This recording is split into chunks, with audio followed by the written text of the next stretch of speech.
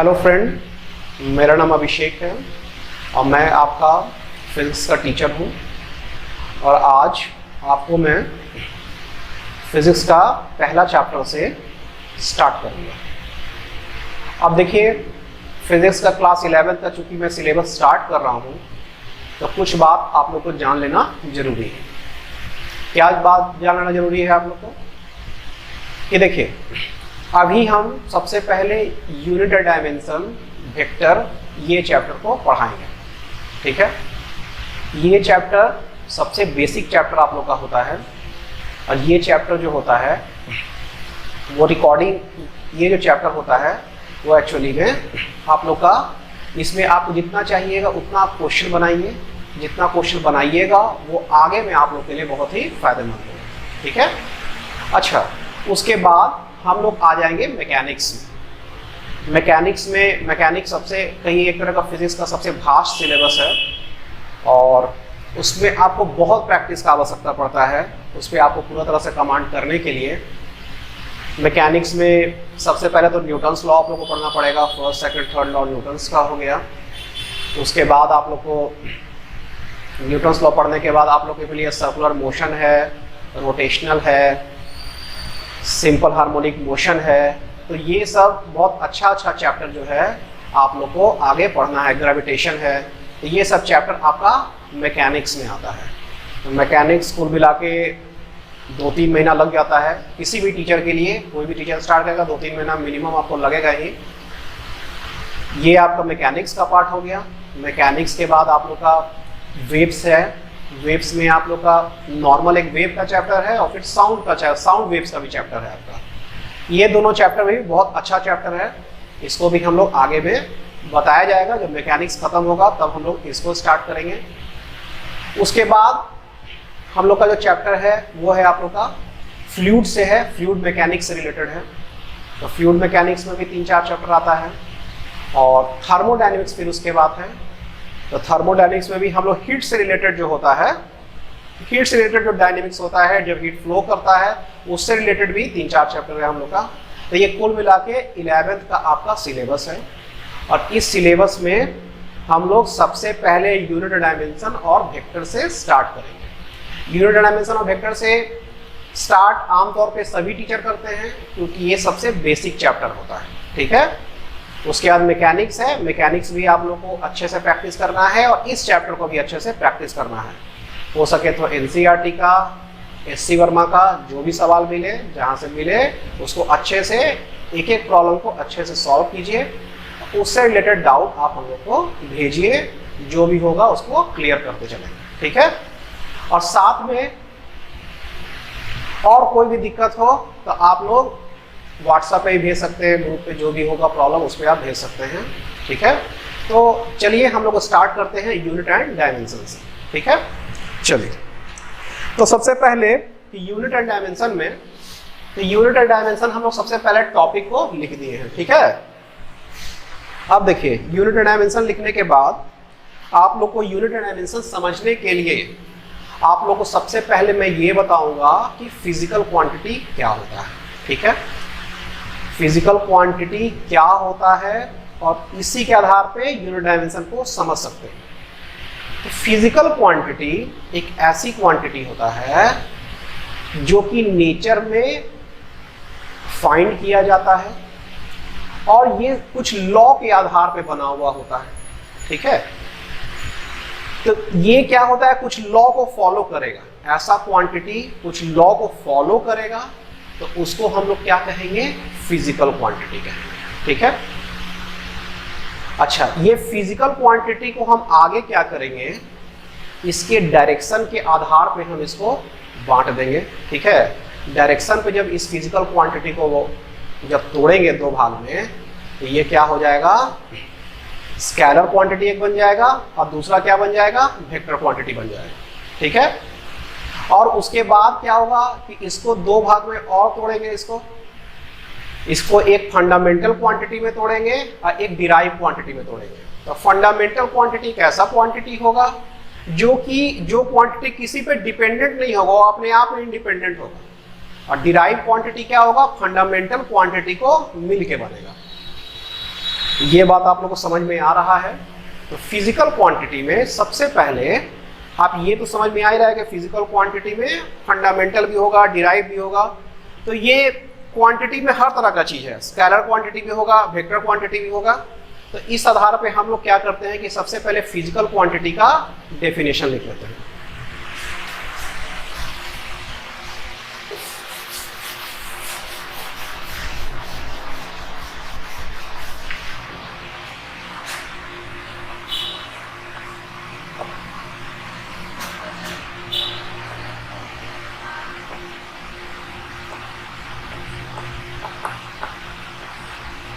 The quantity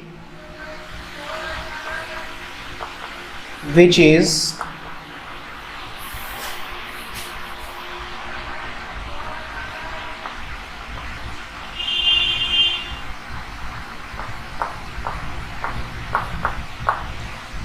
measurable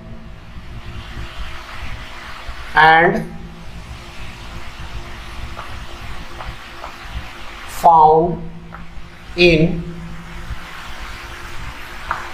nature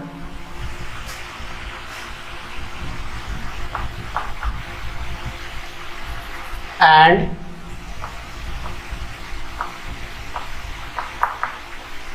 which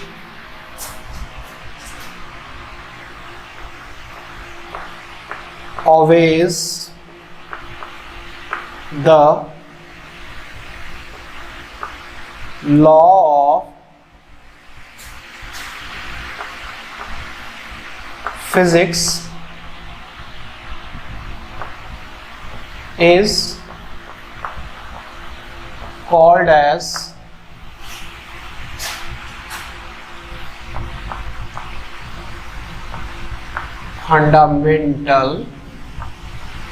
fundamental भी is called as physical quantity. ठीक है, तो ये आपका फिजिकल क्वांटिटी हो गया। ठीक है, तो फिजिकल क्वांटिटी का हम लोग क्या कहेंगे, इसको हम लोग क्या करते हैं कि अलग अलग से एग्जांपल लेते हैं कि एग्जांपल क्या क्या हो सकता है इसका।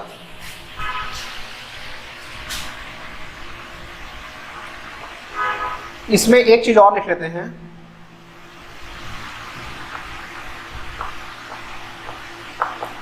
It can be explained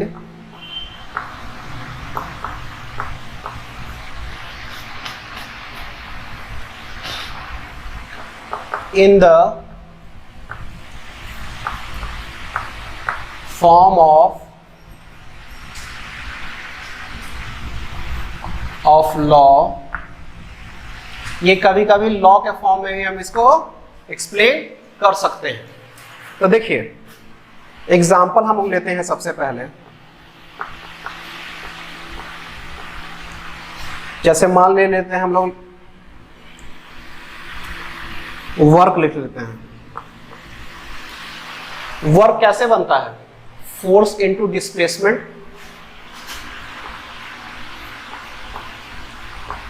force into displacement. ठीक है, ये वर्क क्या हो गया आपका, फिजिकल क्वांटिटी हो गई। ठीक है, अच्छा और भी हम लोग बहुत सारा चीज लेते हैं। ये वर्क हो गया आपका फिजिकल क्वांटिटी। आप जैसे मान लीजिए कि इसमें फोर्स है, तो फोर्स भी फिजिकल क्वांटिटी होगा। फोर्स का क्या होता है, मास इनटू एक्सीलरेशन। ठीक है, तो ये एक्चुअली में फिजिकल क्वांटिटी का डेफिनेशन हो गया। ठीक है, तो चलिए इसको सबसे पहले उतार लीजिए, इसको पॉज करके इसको उतारना है। उसके बाद हम लोग फिजिकल क्वांटिटी के बाद इसको शो कैसे करेंगे उसके बारे में हम लोग पढ़ेंगे। इसको पॉज करके इसको पहले उतार लीजिए।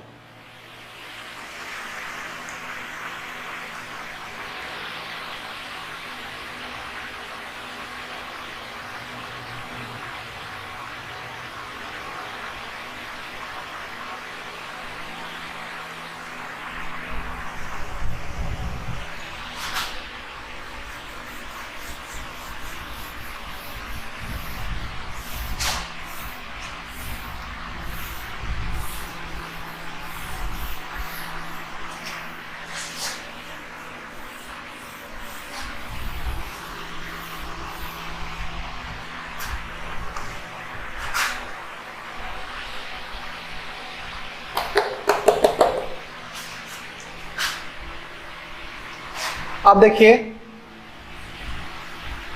Expression for physical quantity.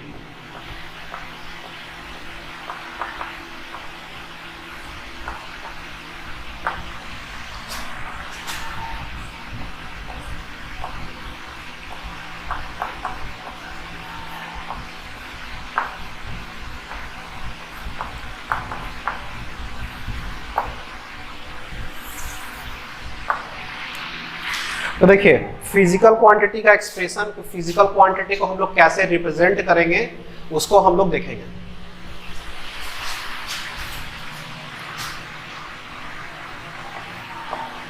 Physical quantity को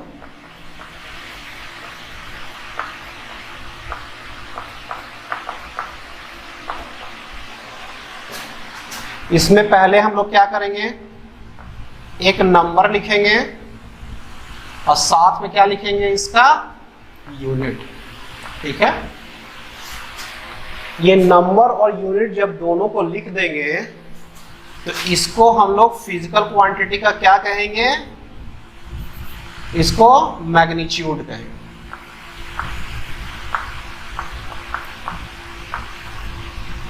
समझ में आ रहा है बात? मैग्नीट्यूड मतलब इसका वैल्यू। तो ये इसका वैल्यू हो गया, नंबर के साथ क्या करना है, मल्टीप्लाई कर देना है यूनिट को। ठीक है, अभी देखिए यूनिट और डायमेंशन जो चैप्टर है उसमें यूनिट क्या है, डायमेंशन क्या है, उसको हम लोग बाद में उसका डेफिनेशन के साथ लिखेंगे। लेकिन अभी यहां तक समझिए कि ये यूनिट जैसे मीटर हो गया, यूनिट हो गया, सेंटीमीटर हो गया, यूनिट हो गया, तो ये वाला भी यहाँ पे यूनिट है। एक नंबर क्या हो गया, 1 2 3 4 कोई भी एक नंबर हो गया। ठीक है, तो ये नंबर हो गया, यूनिट, दोनों को जब कंबाइन करेंगे तो फिजिकल क्वांटिटी को हम लोग डिफाइन कर सकते हैं। ठीक है, जैसा देखिए अब हम लोग मान लीजिए फिजिकल क्वांटिटी में, फिजिकल क्वांटिटी मान लीजिए अभी क्या है, एग्जाम्पल इसका लिखते हैं। ये क्या है, लेंथ। ठीक है, जब ये लेंथ है तो लेंथ को क्या लिखेंगे हम लोग, 5 मीटर मान लीजिए, लिख देते हैं। फिजिकल क्वांटिटी को माने लेंथ, नंबर को माने 5, यूनिट को माने मीटर। ठीक है, तो 5 मीटर मतलब क्या हुआ, क्या है 5 मीटर? 5 मीटर मतलब हुआ कि 1 मीटर का 5 गुना। ठीक है, इसका मतलब तो यही हुआ कि जो यहाँ पे यूनिट लिखा हुआ है तो नंबर क्या होगा, उसके उतना गुना हो जाएगा। 50 लिखा होता तो 50 गुना हो जाता, 100 गुना होता तो 100 गुना हो जाता। ठीक है, तब 100 यहाँ लिख देते। तो चलिए ये 5 क्या है, hair 5 is the number which tells that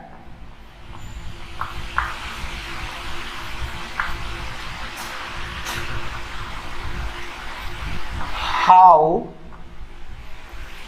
many, 5 को नहीं लिखते हैं यहाँ पे, यहाँ लिख देते हैं हेयर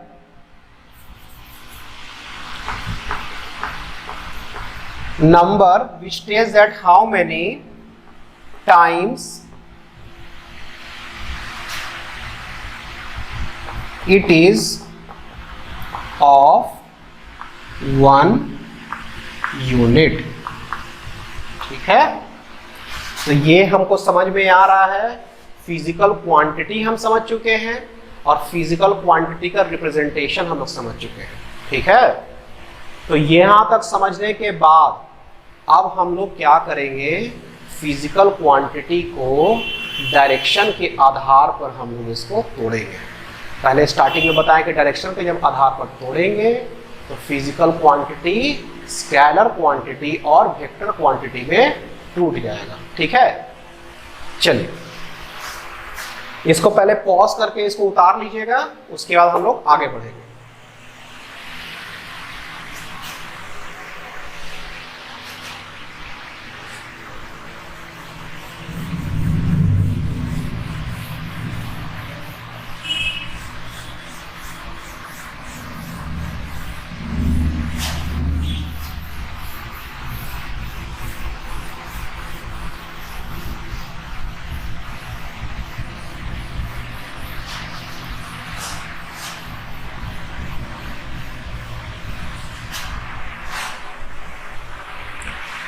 तो हम लोग लिखेंगे according to direction, according to direction.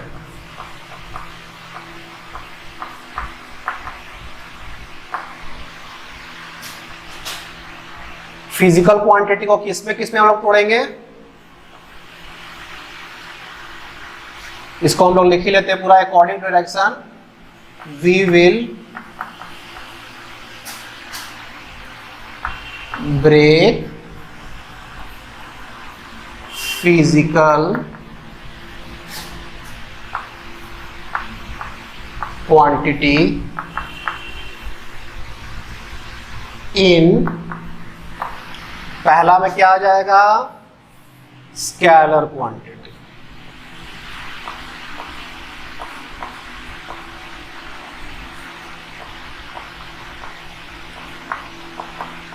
ठीक है, पहला क्या आ गया आपका, स्केलर क्वांटिटी। स्केलर क्वांटिटी ऐसा फिजिकल क्वांटिटी होता है जिसमें कोई भी डायरेक्शन नहीं होता है। ठीक है, ऐसा कोई भी क्वांटिटी जिसमें डायरेक्शन का कोई मतलब नहीं रहे उसको हम लोग क्या कहेंगे, स्केलर क्वांटिटी कहेंगे। जैसे मान लीजिए कि मेरे पास क्या है, एक ये चौक है।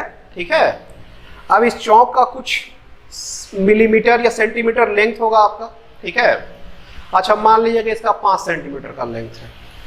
अच्छा, ये 5 सेंटीमीटर का लेंथ है इस चौक का, तो वो लेंथ किसी डायरेक्शन को बता रहा है क्या, बता रहा है कि इधर है कि इधर है कि इधर है, कहीं तो बता नहीं रहा है। वो सिंपली ये बता रहा है कि इसका 5 सेंटीमीटर का लेंथ है। तो लेंथ क्या हो जाएगा आपका, फिजिकल क्वांटिटी हो जाएगा। ठीक है, अच्छा अब मान लीजिए मास का बात करते हैं, इसी चौक का ले लेते हैं। इसका मान लीजिए मास कितना है, 20 ग्राम। ठीक है, अब इसका 20 ग्राम मास है, तो इस मास का डायरेक्शन हो सकता है क्या, डायरेक्शन तो होने का कोई मतलब नहीं है, इसमें डायरेक्शन का कोई मतलब ही नहीं बनता है। तो ऐसा जो भी क्वांटिटी जिसमें डायरेक्शन ना हो और डायरेक्शन का कोई मतलब नहीं हो उसको हम लोग क्या कहेंगे, स्केलर क्वांटिटी कहेंगे। ठीक है, तो सबसे पहले इसका डेफिनेशन लिख लेते हैं।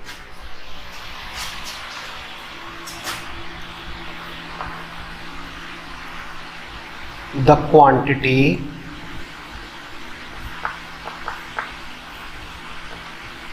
which contains no direction or there is no any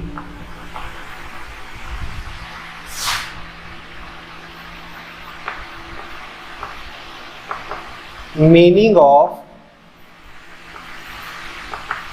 direction,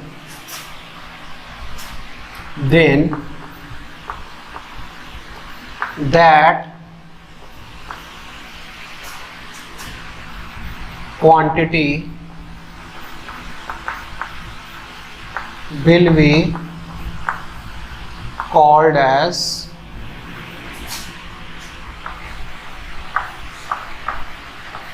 scalar quantity.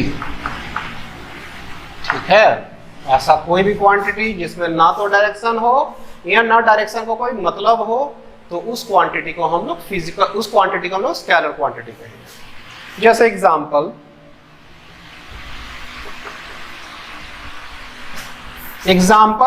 Length में हम लोग लिखते हैं डिस्टेंस। डिस्टेंस का कोई डायरेक्शन नहीं होता है।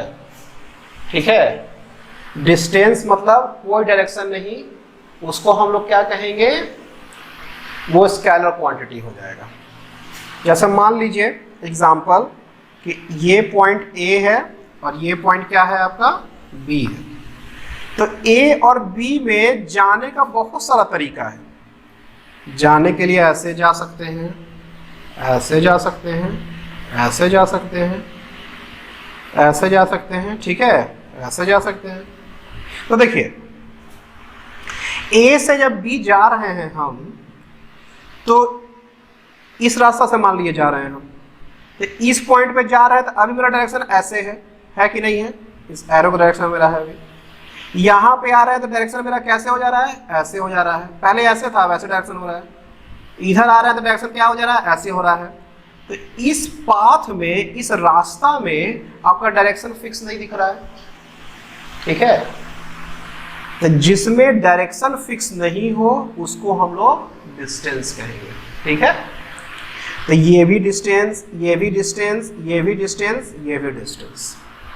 अब मान लीजिए ये एकदम स्ट्रेट लाइन रहे, एकदम स्ट्रेट लाइन रहे ये, ठीक है। तो इसमें आप इस रास्ता से आप चलिए, इस रास्ता से जब आप चलिएगा तो चाहे इस पॉइंट पे रहिए, चाहे इस पॉइंट पे, चाहे इस पॉइंट पे, हमेशा आप इधर ही जा रहे होंगे, आपका कहीं भी डायरेक्शन चेंज नहीं हो रहा। तो इसमें आपका डायरेक्शन का मतलब होगा, लेकिन ये शॉर्टेस्ट डिस्टेंस है तो इसको हम लोग कहेंगे डिस्प्लेसमेंट, ठीक है। और जो शॉर्टेस्ट डिस्टेंस नहीं है, जो बाकी जो दूरी है, उसको हम लोग क्या कहेंगे, डिस्टेंस। समझ में आ रहा है बात। तो हम लोग वही वाला डिस्टेंस को यहां पे लिखे हैं। जब वेक्टर क्वांटिटी जिसमें डायरेक्शन का मतलब होगा तो वहां पे हम लोग क्या यूज कर देंगे, डिस्प्लेसमेंट को यूज कर देंगे। अभी मेरे लिए क्या हो जाएगा, डिस्टेंस हो जाएगा। और डिस्टेंस में क्या होता है, डायरेक्शन आपका फिक्स नहीं रहता है, ठीक है। चलिए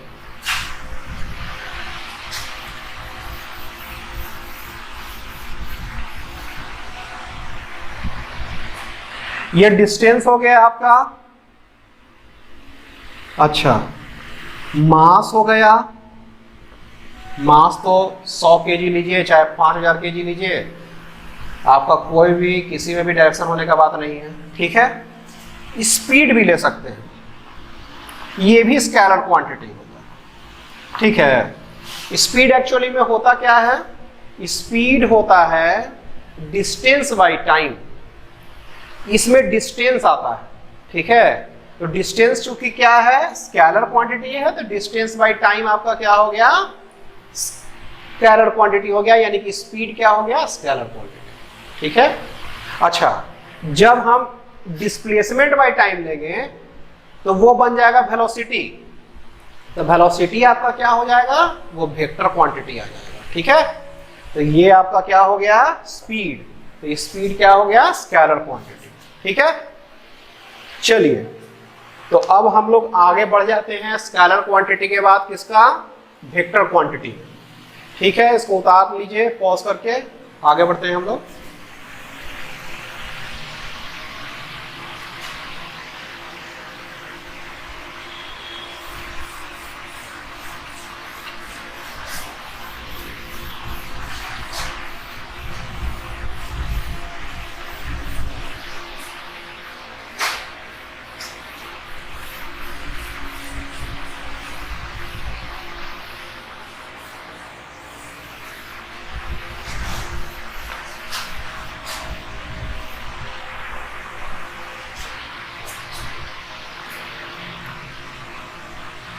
अब देखिए, आ जाते हैं हम लोग वेक्टर क्वांटिटी में।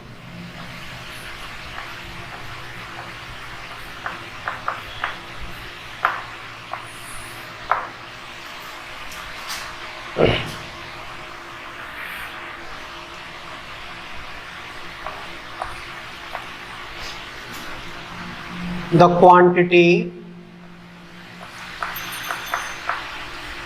which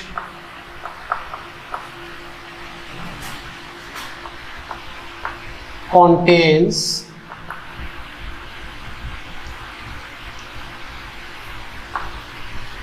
magnitude as well as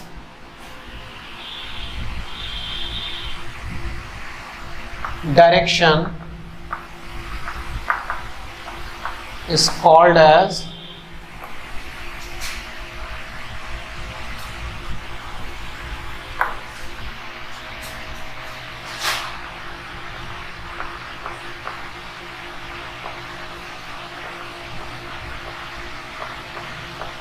vector quantity, ऐसा चीज जिसमें मैग्नीट्यूड तो हो और साथ में क्या हो, डायरेक्शन भी हो, और दोनों चीज जब रहेगा तो वो क्वांटिटी क्या कहलाएगा, वेक्टर क्वांटिटी कहलाएगा। ठीक है, चलिए एग्जांपल लिखते हैं इसका।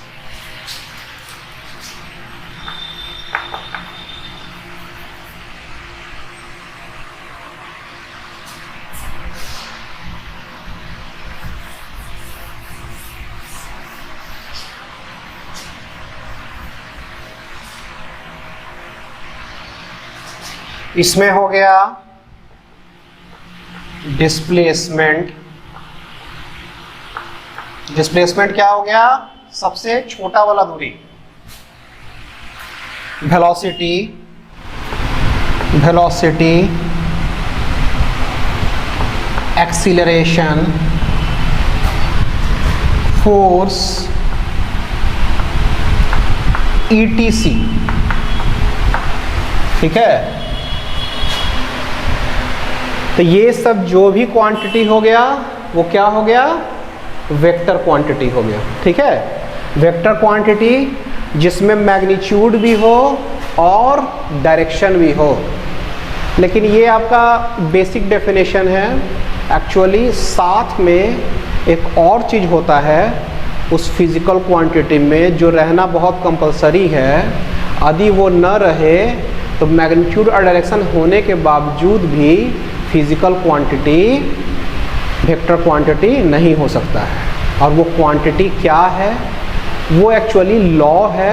और वो लॉ क्या कहता है, एक triangle rule of vector addition है। तो जितना भी फिजिकल क्वांटिटी वेक्टर में देखे हैं ना, वो क्वांटिटी यदि triangle rule of vector addition को फॉलो करेगा तभी वो क्वांटिटी फिजिकल क्वांटिटी का क्राइटेरिया में फुलफिल होगा और उसको हम लोग वेक्टर क्वांटिटी कहेंगे। अदरवाइज हम उसको वेक्टर क्वांटिटी नहीं कह सकते हैं। अच्छा, ऐसा कोई क्वांटिटी जिसमें मैग्नीट्यूड और डायरेक्शन हो तभी वो वेक्टर क्वांटिटी नहीं है, तो वो एग्जाम्पल है आपका करंट का। ठीक है, करंट हम लोग बोलते हैं, ऐसे रियल लाइफ में हम लोग यूज़ करते हैं करंट को, कि बोल दिए कि भाई 5 एम्पेयर का करंट है, तो 5 एम्पेयर तो मैग्नीट्यूड हो ही गया। ठीक है, अच्छा, ये करंट जो होता है वो पर्टिकुलर डायरेक्शन में ही फ्लो करता है कि नहीं करता है? ऐसा नहीं कहीं फ्लो कर रहा है, वो तार है, तार के साथ ही में फ्लो कर रहा है। लेकिन करंट मैग्नीट्यूड और डायरेक्शन होने के बावजूद भी वेक्टर क्वांटिटी नहीं है, क्योंकि वो triangle rule of vector addition को फॉलो नहीं करता है। और triangle rule of vector addition के बारे में आपको थोड़ा सा बता दें कि वो एक्चुअली में होता क्या है। देखिए, triangle rule of vector addition एक रूल है।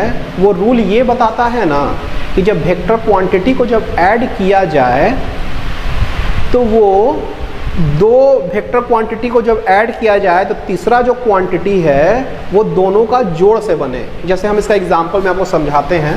जैसे देखिए, जैसे मान लीजिए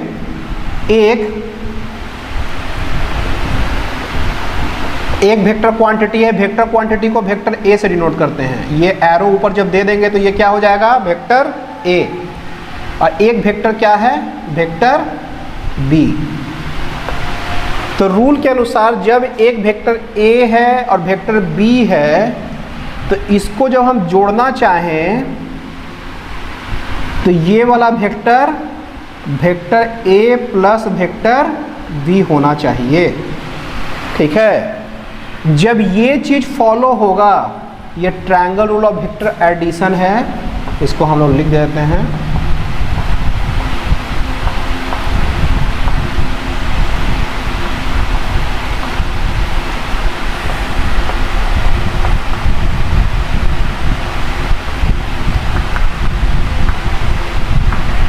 तो ये जब इस तरह से ऐड हो पाएगा तभी वो क्राइटेरिया फुलफिल करेगा वेक्टर क्वांटिटी का, अदरवाइज वो वेक्टर क्वांटिटी नहीं होगा। ठीक है, तो इस चीज़ को ध्यान में रखना है। तो करंट जो आपका एग्जाम्पल एक हो गया, वो यूनिक एग्जाम्पल है जिसमें मैग्नीट्यूड और डायरेक्शन होने के बावजूद वो चूंकि ट्रायंगल और फॉलो नहीं करता है तो वो वेक्टर क्वांटिटी नहीं होगा। इसमें हम लोग स्टार मार्क एक लिख देते हैं, current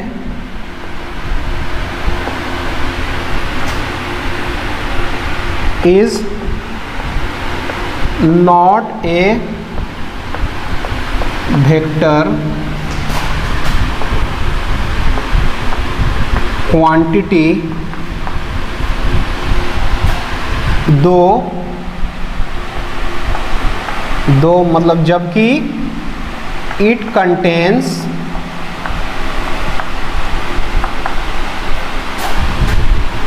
magnitude and direction. Because क्यों नहीं करता है?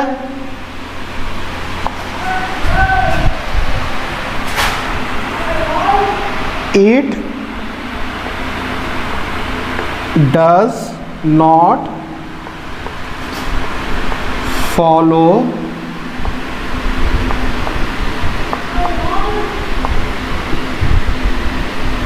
triangular rule of vector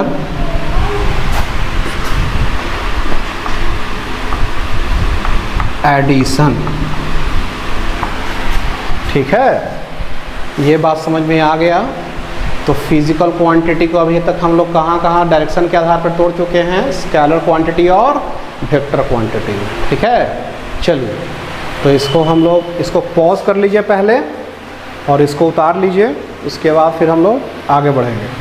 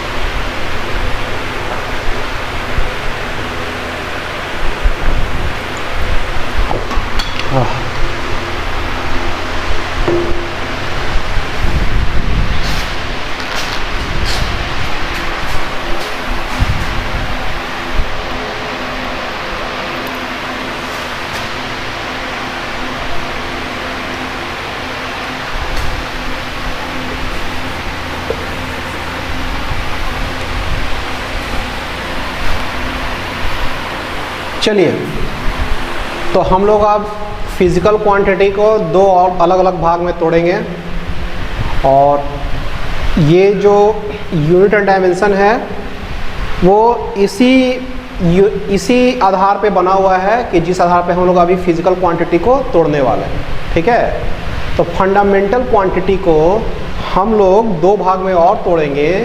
एक में हम लोग कहेंगे उसको फंडामेंटल और बेस क्वांटिटी, और दूसरा में कहेंगे हम लोग डिराइव्ड क्वांटिटी। फंडामेंटल क्वांटिटी एक ऐसा फिजिकल क्वांटिटी है जो कि अपने आप में एकदम पूरा बेसिक क्वांटिटी है, इसीलिए उसको बेस क्वांटिटी भी कहते हैं। जैसे लेंथ बेस क्वांटिटी है, मास बेस क्वांटिटी है। और उसके बाद जो सेकंड में आता है डिराइव्ड क्वांटिटी, जैसे मान लीजिए फोर्स ले लेते हैं। ठीक है, तो फोर्स में क्या आता है? Mass into acceleration. तो ये जो फोर्स जो है आपका डिराइव्ड क्वांटिटी है, क्योंकि वो फंडामेंटल क्वांटिटी को मिलाकर बना है। ठीक है, तो हम लोग सबसे पहले अब इसको दो भाग में तोड़ना स्टार्ट करते हैं।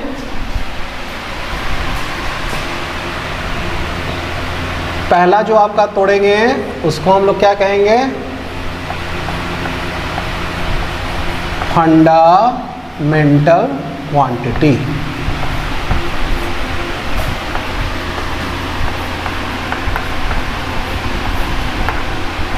ठीक है, ये फंडामेंटल क्वांटिटी हो गया। इसको हम लोग कभी कभी बेस भी लिख देते हैं।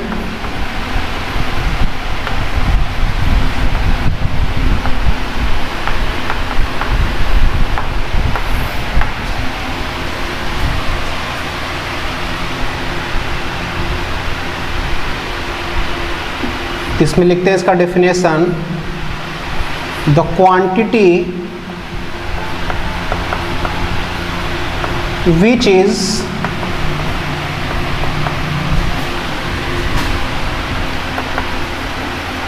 independent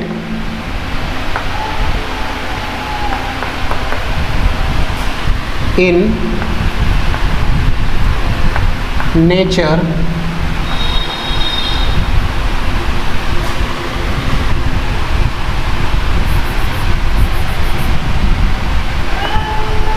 is called as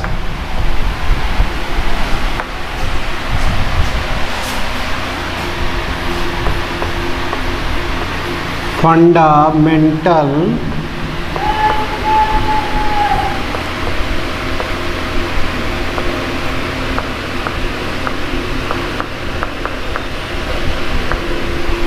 fundamental या बेस क्वांटिटी इसको कहेंगे। ठीक है, चलिए, तो फंडामेंटल और बेसिक क्वांटिटी के तो एग्जांपल आपको समझाएं, जैसे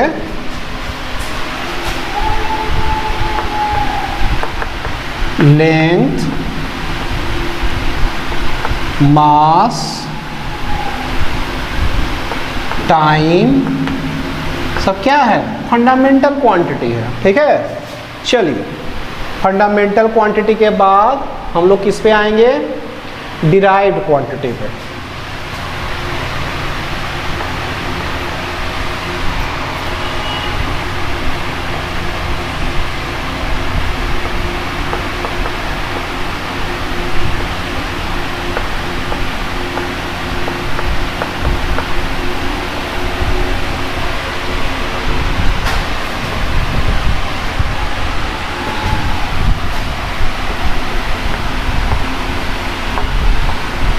The quantity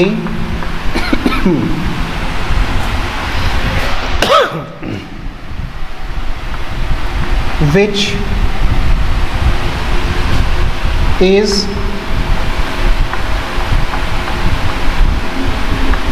dependent on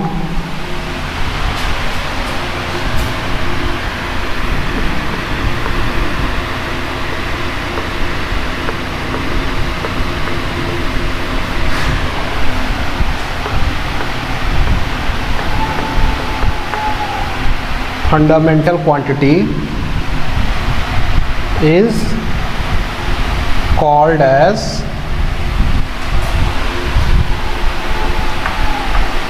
derived quantity। ठीक है, तो डिराइव क्वांटिटी क्या हो गया? फंडामेंटल क्वांटिटी को मिलाकर बनता है। एग्जाम्पल हम ले लेते हैं, स्पीड ले लीजिए। ये क्या हो जाएगा? Distance by time. इसमें क्या है? डिस्टेंस भी क्या है आपका, यानी कि लेंथ है डिस्टेंस, और टाइम आपका क्या हो गया? वो भी फंडामेंटल क्वांटिटी। डिस्टेंस यानी कि लेंथ की फंडामेंटल क्वांटिटी, तो फंडामेंटल क्वांटिटी को मिला के क्या बना? डिराइव्ड क्वांटिटी यानी कि स्पीड। ठीक है, और भी एग्जांपल लीजिए। एग्जांपल हम ले लेते हैं एक्सीलरेशन का। ये भी क्या होगा? Derived quantity. तो डिराइव्ड क्वांटिटी में एक्सीलरेशन क्या होता है? Rate of change of velocity. तो वेलोसिटी जो आपका हो गया, देखिए, velocity by time, velocity by time. अब वेलोसिटी किसको लेके बना है? Displacement by time.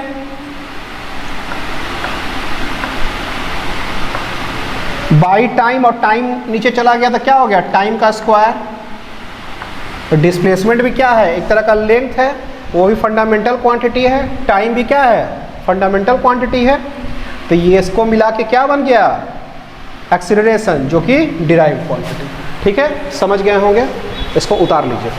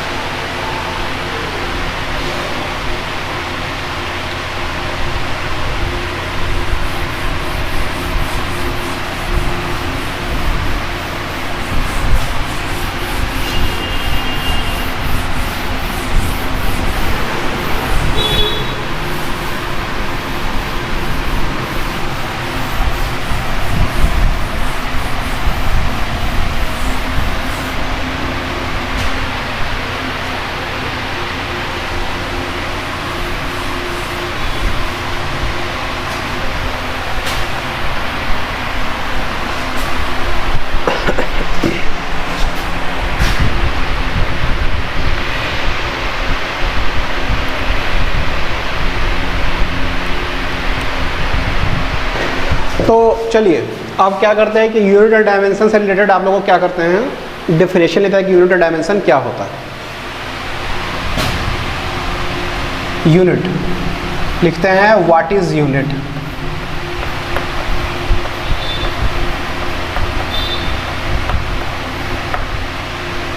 ठीक है, यूनिट एक्चुअली में क्या है, लिखते हैं unit is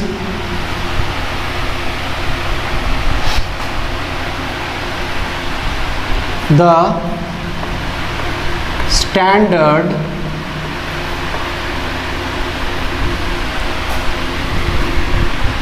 made by the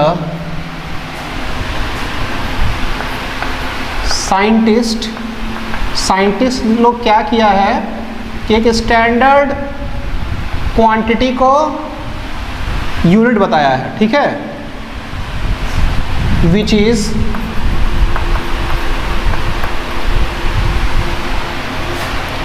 accepted all over the world is called as unit।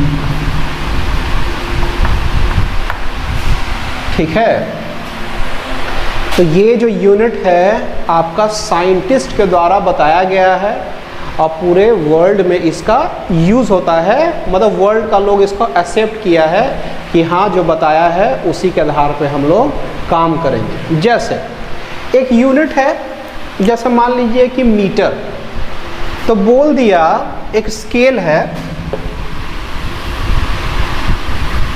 जो कि एक साइंस का लेबोरेटरी में रखा हुआ है, ठीक है, और उसका जो लेंथ है उसको बोला कि ये 1 मीटर होगा, ठीक है।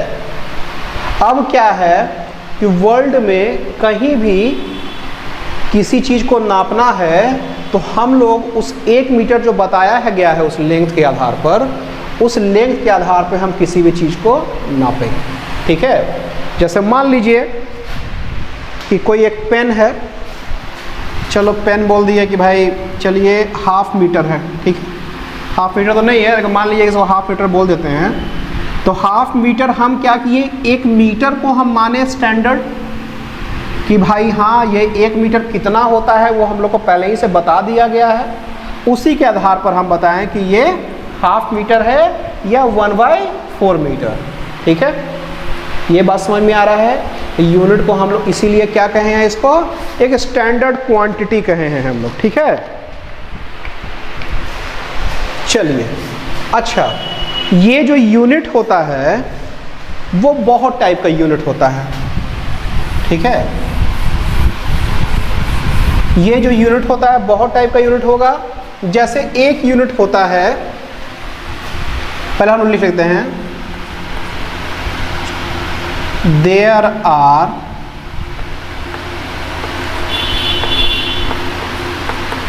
Different types of unit in the world. अब हम लोग 1 मीटर तो ले लिए, तो 1 सेंटीमीटर भी तो कुछ होता है, तो ये भी एक तरह का यूनिट है।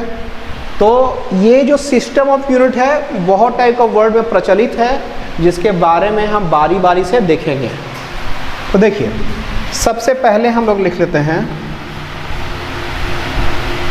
CGS system of unit.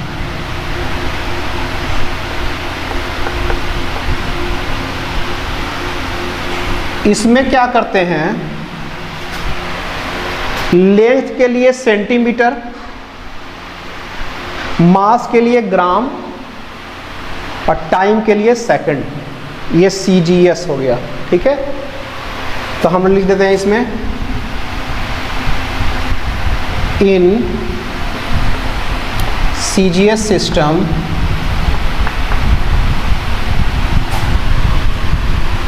we will take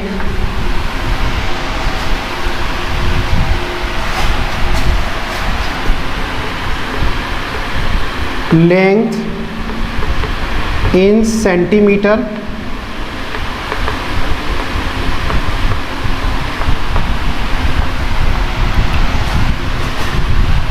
mass in gram,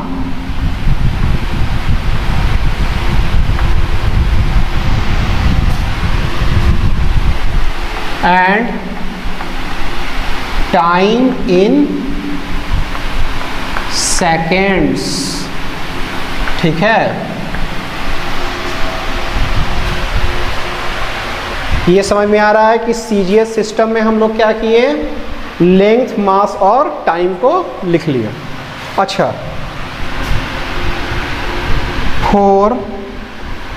force we will take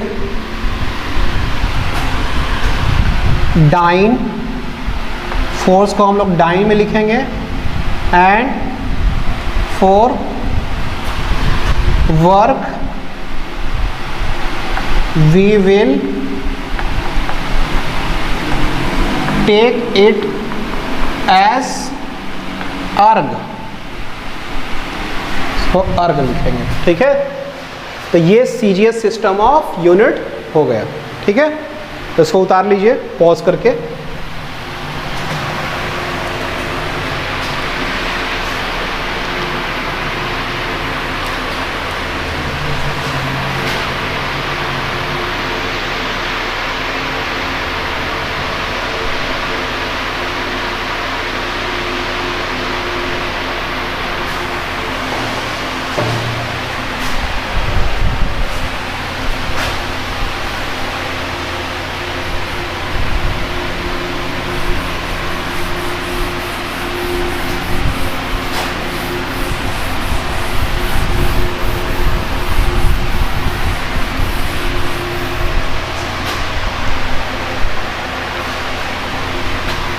अच्छा, अब सीजीएस के बाद आ जाएंगे हम लोग किस में, एमकेएस में आ जाएंगे।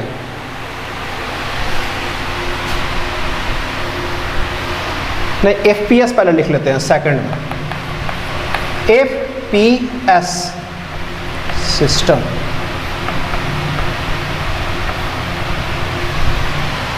तो एफपीएस में क्या है, लेंथ के लिए फुट, मास के लिए पाउंड और टाइम के लिए second.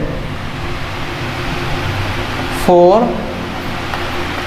Length, mass and time we have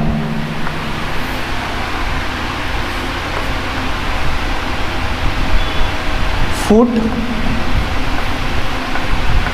pound and second respectively। ठीक है, चलिए ये एफपीएस सिस्टम ऑफ यूनिट हो गया। अच्छा, उसके बाद आते हैं हम लोग तीसरा में MKS.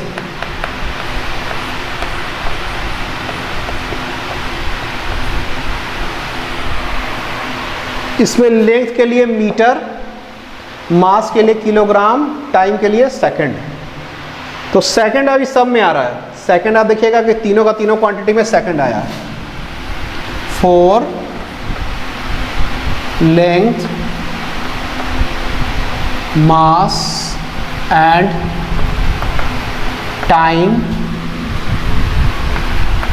We have metre, kilogram and second respectively.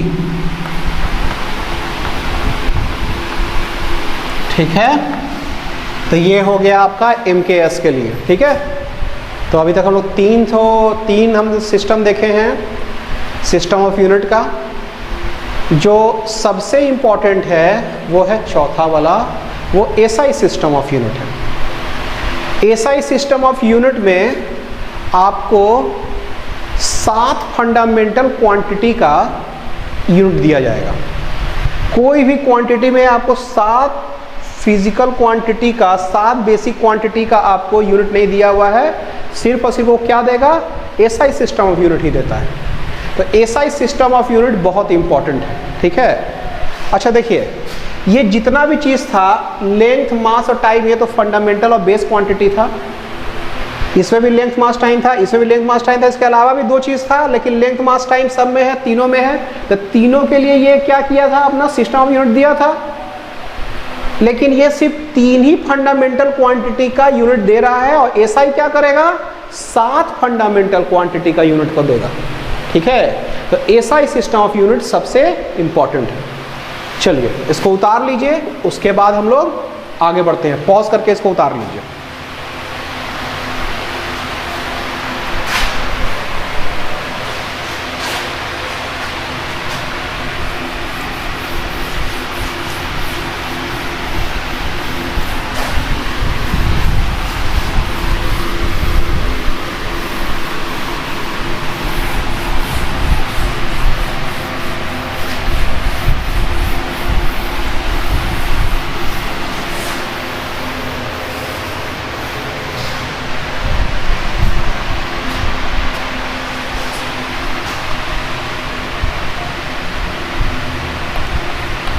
SI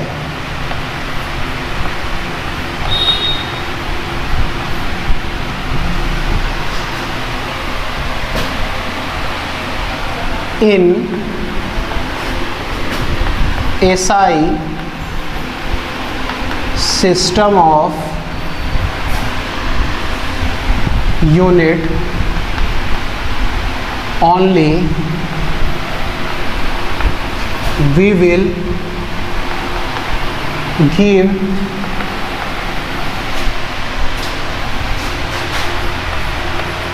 unit to 7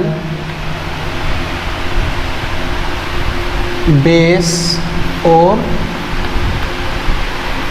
fundamental quantity, ठीक है।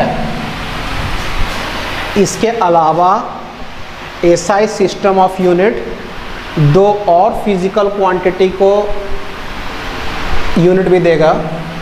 तो वो फिजिकल क्वांटिटी फंडामेंटल क्वांटिटी में नहीं आता है, तो उसको हम लोग अलग से बताएंगे, ठीक है। तो आज के लिए इतना रहने देते हैं।